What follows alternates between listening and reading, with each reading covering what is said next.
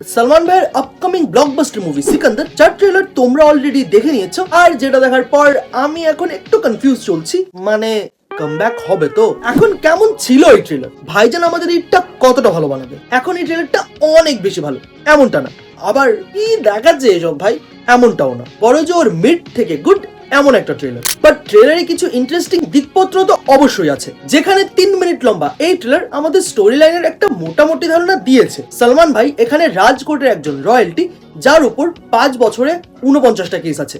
ভাই বোধ হয় এখানেও গাড়ি, যারপর এমন কিছু হয় যে কারণে ভাইজান বা সিকান্দার স্যারকে মুম্বাই যেতে হয়।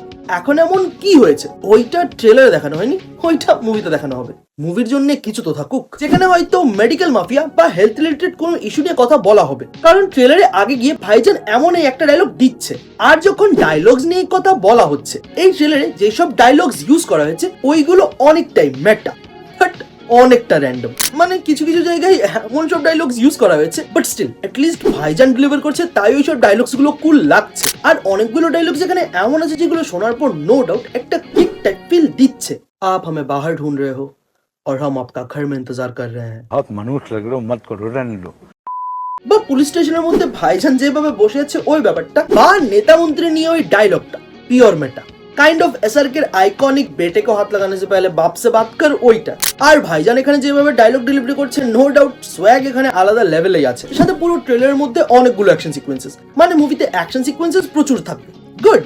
স্পেশালি এই ভিডিওটা বানানোর আগে আমি অ্যাটলিস্ট 3 থেকে 4 বার এই ট্রেলারটা দেখেছি, আর যতবারই এই ট্রেলারটা দেখছি আমার ঠিক এমনটাই লাগছে এটা সাউথের বা মোর স্পেসিফিকলি থলপতি বিজয়ের ফেমাস মুভিজ গুলোর টেমপ্লেট। আর কিছুদিন আগে তো এমনটা রিউমারই ছিল এটা থলপতি বিজয়ের সরকার মুভির রিমেক, যেটাকেও এআর মুরুগদাস ডিরেক্ট করেছিলেন। বাট ট্রেলার দেখার পর এইটুকু ক্লিয়ার এটা রিমেক না, বাট টেমপ্লেটটা বলতে পারো অনেকটাই সেম, যার মধ্যে ভুল কিছু নেই। মানে ভালো অ্যাকশন, ভালো ইমোশন, আর এর সাথে যদি একটা ভালো সোশ্যাল মেসেজ থাকে তাহলে এতে ভুল কিছু তো নেই। যেখানে এই পুরো ট্রেলারের মধ্যে বিটস এন্ড পিসেসে আমাদের সবকিছু একটু একটু করে দেখানো হয়েছে, action, emotion, drama, social issue.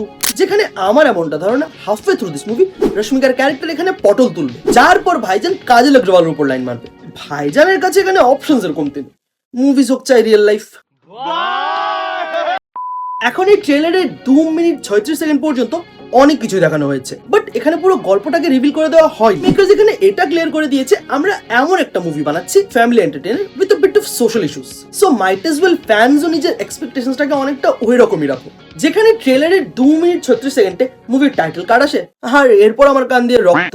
যেখানে এই টাইমের পর রশ্মিকা দিদি ট্রেলারের গান গাইছে, আর ফ্ল্যাশ কাটের মধ্যে ভাইজান এখানে অ্যাকশন করছে। এখন এই এডিটিং স্টাইল দিয়ে মেকার্স যা অ্যাটেম্প্ট করতে চেয়েছিল বা যেটা দেখাতে চেয়েছিল ওইটা ভালো, বাট রশ্মিকা দিদির গান কান ফাটিয়ে দিয়েছে, কান ফাটিয়ে দিয়েছে। এখন যদি এই পার্টটাকে মিউট করে দেওয়া হয় তাও মুভির ট্রেলারটা ভালো, বাট অনেস্টলি বলবো এমন কোনো হাই পয়েন্ট বা কোনো মানি শট এই ট্রেলারের মধ্যে নেই যেটা দেখার পর অ্যাজ আ ভাই ফ্যান আমি বলবো অ্যাটলিস্ট ট্রেলারে তো এমন কিছুই পেলাম না। বাট ফর শিওর মুভিতে এমন অনেক সিকোয়েন্স থাকবে যেখানে অ্যাজ আ ভাই ফ্যান আমি চিৎকার করে বলতে পারবো। সো হ্যাঁ, ওভারঅল বলতে পারো ট্রেলারটা মোটামুটি ভালো একটা ট্রেলার। এখন এই তো গেল আমার ব্যাপার, বাকি সিকান্দার মুভির এই ট্রেলার তোমাদের কেমন লাগলো ওইটা কমেন্ট লিখে জানাও। যদি এই ভিডিও ভালো লাগে তাহলে লাইক করো, যদি বেশি ভালো লাগে তাহলে শেয়ার করো। সাথে খাকি দ্য বেঙ্গল চ্যাপ্টারে জিদ্দার বুম্বাদার ক্ল্যাশ কতটা জমজমাট হয়েছে ওইটা সম্পর্কে জানতে চাও তাহলে উপর ভিডিওটা দেখো, আর পপ কালচার রিলেটেড অন্য কিছু দেখার জন্য নিচের ভিডিওটা। আর যাওয়ার আগে আমার 500 সাবস্ক্রাইবার্স প্লিজ তাড়াতাড়ি কমপ্লিট করে দাও। সাবস্ক্রাইব।